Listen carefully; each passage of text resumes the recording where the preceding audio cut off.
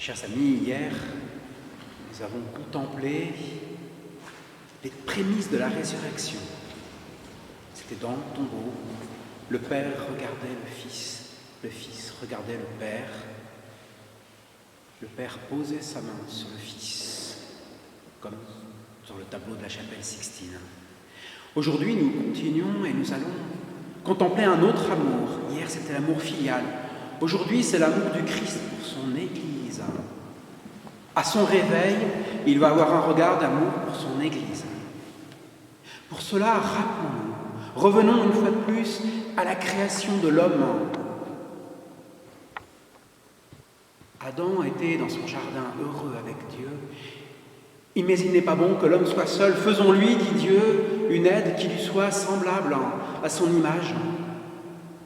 Alors, Dieu avait fait tomber un sommeil profond sur Adam, et pendant son sommeil, lui avait ouvert le côté, et de son cœur avait formé, avait modelé Ève.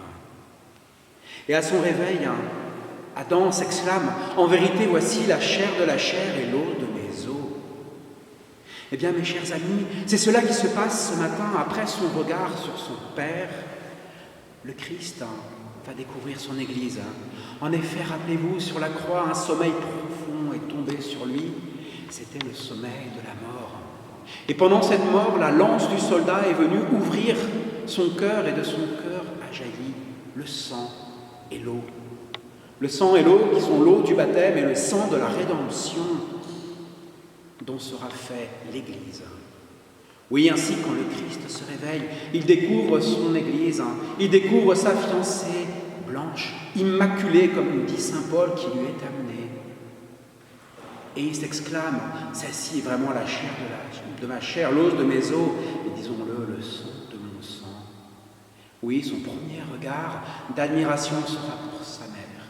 Oui, celle-ci est vraiment ma fiancée en un sens. Elle est vraiment une aide pour l'homme, puisqu'elle m'a aidé sur le chemin de la croix. Oui, elle était là, debout au pied de la croix.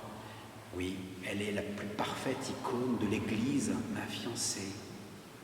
Et puis, le regard de Jésus se portera sur tous ceux qui vont se rendre au tombeau ce matin-là. Et sur Marie-Madeleine fidèle dans ses pleurs. Tout le monde est reparti du tombeau parce qu'il était vide, mais son amour à elle l'arrête au tombeau. Et elle attend, et son désir croît, et son désir a tellement cru. Nous dit saint Augustin que bientôt il fut assez fort pour se saisir de celui qu'elle désirait, et elle reconnut en la personne de celui qu'elle prenait pour le jardinier, son Seigneur. Marie, lui dit-il, en l'appelant par son nom. Rabbouni, dit-elle, Seigneur. Oui, notre Seigneur Jésus-Christ porte un regard aimant sur son Église.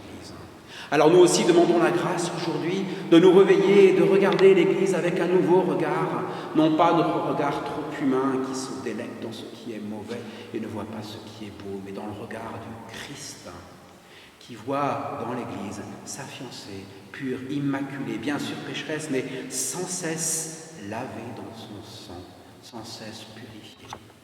Et puis, chères épouses, aujourd'hui demandons aussi la grâce à Dieu de retrouver ce regard, ce premier regard que vous avez eu sur votre fiancé, votre fiancée. Oh, qu'elle est belle, merci mon Dieu. Oui, plongez votre amour d'amoureux dans ce premier regard que vous avez eu pour votre conjoint, pour votre fiancé, votre fiancée. Plongez cet amour, replongez-le dans l'amour du Christ pour sa fiancée pure et immaculée sur laquelle son regard se pose en ce matin de résurrection. Amen.